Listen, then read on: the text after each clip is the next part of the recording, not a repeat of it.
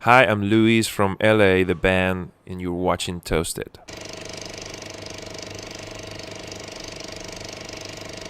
Louise, welcome to Amsterdam. Thank you, man.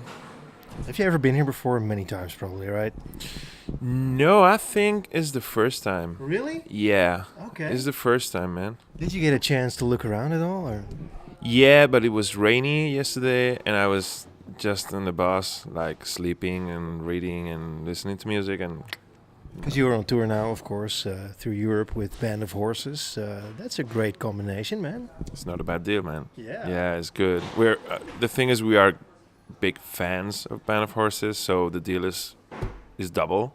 So we're touring around Europe and touring with a band that you are a fan is fantastic, man. For bands like us or bands that are starting to play in countries where you've never been or is the best thing to do. Is playing with bands like it's sold out and with hundreds of fans, and it's not starting playing by yourself in an empty room. Like, I mean, we're probably gonna be playing tonight for, I don't know, maybe 1,000 people, and then it's gonna be packed. But for the opening act to play in front of 1,000 people in a place like Amsterdam is like, okay, cool.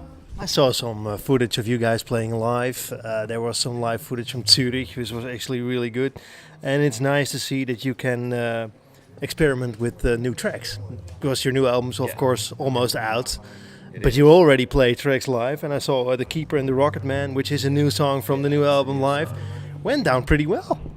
Yeah, man, I'm so excited playing new stuff. So it's always it's funny because we've been playing with the same songs for 3 years now. So having new stuff on the set list, it's like you're waiting the whole set to the new song, like, and all the power goes for that one. It's like boom. I was impressed how good it sounded, actually. It sounds good, man. I'm so happy. Yeah. Yeah, Live, I mean, live. You know, I Yeah. mean, to reproduce this live in such a way, that's pretty rare.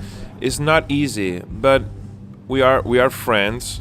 We know each other very well, and I think that is important at the moment when you're playing things for the first time, to know each other very well, to know who plays better that thing, and harmonies, and we're playing with some recorded stuff like plugins and stuff, and it's not easy, but for us it's like boom. Who triggers those samples? Is it the drummer? Or? Is the drummer. Yeah, he's the brain. So like one mistake of you guys, and it's like you're in problem. Yeah. Actually, we had a problem actually the last night. So I'll start completely out of tune with my guitar. Yeah, it sucks, but I don't know. I changed the guitar. Yeah, I asked my backliner, like, oh my god, help me, like, change the guitar so fast, and no problem. We have a very good team. I have the impression if you guys make a mistake like that probably the audience doesn't even realize it because you're so quick. Yeah, absolutely. They were like, oh my god, it's part of the show. Yeah, it's part of the show. So it's I mean, live, the band is magical. It is every night for the last 10 years.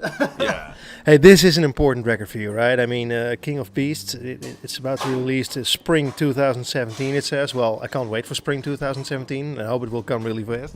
I can wait, man. Yeah, I'm so happy with this new record. It's 17 songs. It's not a short record. I've been recording for 7 months, and every day, like, too many energy and tears and everything, man. Tears? How come tears? Because it's from the outside, playing in a band. Sounds like a dream job, Yeah, which is easy, and you just play your guitar and that's it. It is, but man, you know what? I spend a lot of time, a lot of feelings, so I cannot do this mechanically. So I put all my emotions in it, and I'm a father of two. I'm in that moment where you don't sleep, you never sleep, and it's like, it's tough, man.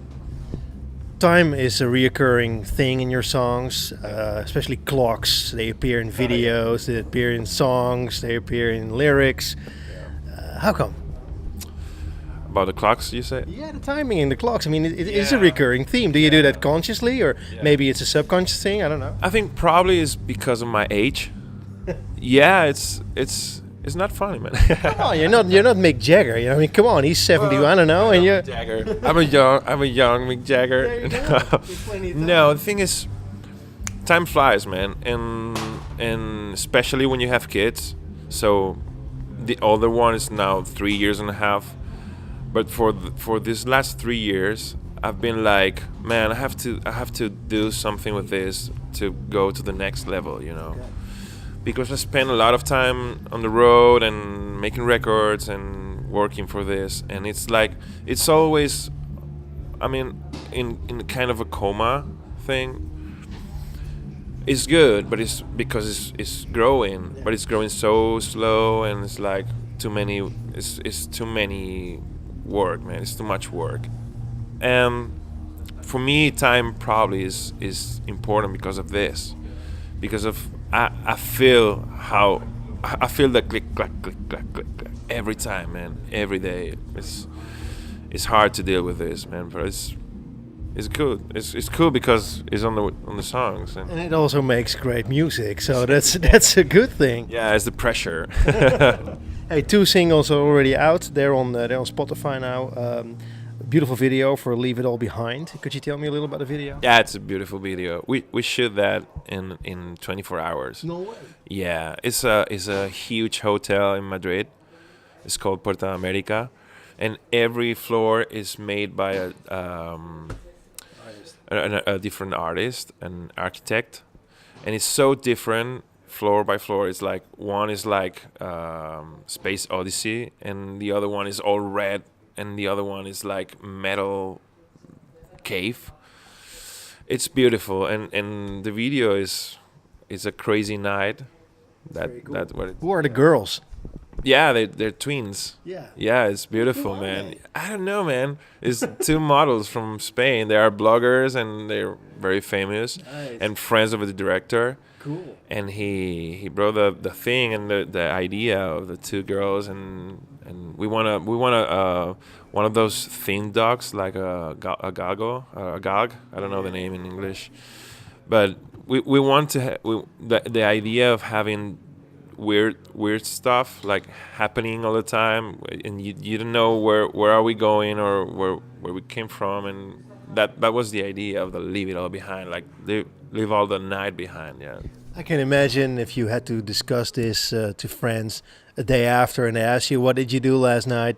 And you had to explain, well, there were 2 beautiful twins that were chasing me through a hotel and hitting me with their bags, that probably no one would believe you. Yeah, they were like, okay, cool, man, rock and roll. Yeah. Hey, beautiful. Of course, it's on the album. Wind is another beautiful song. It's also released, also on the album. How many tracks will be on the whole album when it's released? The whole thing is 17 tracks. Wow. Yeah, it's 17 tracks, and there are instrumental things like I did in the past. When I started, I made records like different feelings, not necessary songs, 3-minute songs, like instrumental 1-minute piece of sound or whatever. And that's what I did. What I did for this record, like 3 instrumentals. There are 2 super quiet songs, like acoustic with a saxo, and that's crazy. And then there are, I don't know, 10 rock songs, and then experimental things, and I mean, for me, it's probably one of my most complete records, or more with more stuff. And so you must be really, really satisfied with what you created. I'm so satisfied. I'm so happy with the record, man. Yeah. I'm so happy. I think it's my top record right now. It's like, yeah, top notch. Your last release was from 2015, if I'm correct, right? Yeah. But that means if you release a record it takes at least a year to get it to the shelves to the customer. So you probably wrote it in 2013 maybe. Yeah. That means when you released in 2015, you had time until now to write and produce it. But that means you had pretty short time, maybe a year and a half to write and produce this one. Exactly. I mean, for me at the beginning, my idea of my career was like doing a Woody Allen thing, like a record every year, like a movie every year. Well, you can do that, but it's sometimes it's more about booking stuff or touring, and it's not because of the time to record the record. So I'm writing songs every day or ideas. I have my phone full of stuff that if I stop right now and get into the studio, I can probably make a new record or something, you know. Yeah, but it's I'm not the only one, you know. It's if you work with this and if you love this and it's the only thing that I know how to do, how to. I'm not a writer or a. You think that's normal, but we talk to a lot of different musicians, and basically what we realize and see now is that a lot of musicians, they don't have this production. They can't produce as fast as you can. And what they do is they release like maybe 3 or 4 singles a year, and then maybe an EP a year later, and they prefer to do that because it's easier to just write 4 songs than 17. Probably. But I think most of the times is because of the label or managers, you know. And the talent, of course. Of course, man. Yeah, sure. Because I always go like, I rather, me being a music fan, I want to listen to an album. I don't want to listen to 2 singles or 4. Give me an album. Give me something more, man. Yeah, I know. I'm that way too. I'm old-fashioned record buyer. I'm like, I've been buying records for 25, 30 years now. So what I want is to listen to the whole thing, like first track, second track, third track. It's not a single, not just a single, but man, time's changing. Yeah, man. Hey, 17 tracks. That means too much music for vinyl. Yeah, it's my first double album. Really? Yeah, I'm so excited, man. It's gonna be heavy. That's cool, man. Yeah. It's going to be double vinyl. Double vinyl, yeah. Shit. It's crazy. Awesome. Yeah, man. Yeah. Did you write your music with that in mind? Like, I have to arrange it in this way that it is a double album? Yeah, this time for sure. Wow. Yeah, I was like, man, I need a big thing. That's why the title is King of Beasts. You know, it's like a huge lion.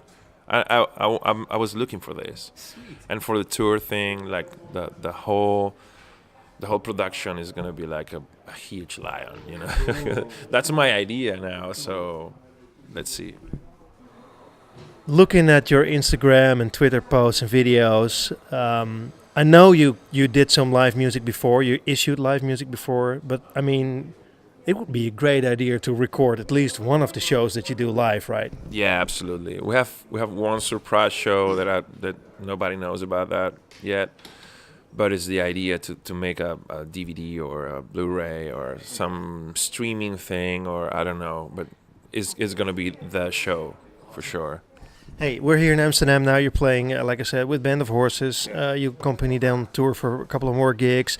Then I saw you head back to Madrid to do a great gig there, festivals there. So the near future after this tour will be festivals and more playing for you guys? Yeah, absolutely. Yeah, until 2019, I hope. Yeah. Sounds like a great job, man. Yeah, hopefully. Yeah, man. You just created the best album ever. You know, and it's a double album, which is fantastic, and you get to play this now. Yeah, absolutely, man. Will you play the US actually? We play the US, but it's tough because it's huge. Will you return with this album? Yeah. Because I mean, I already saw fans on Facebook writing like, "When will you go to LA? When will you come here?" Yeah, hopefully, man. Hopefully next year. Yeah, and in Mexico, and yeah, we want to come back to America, to the whole.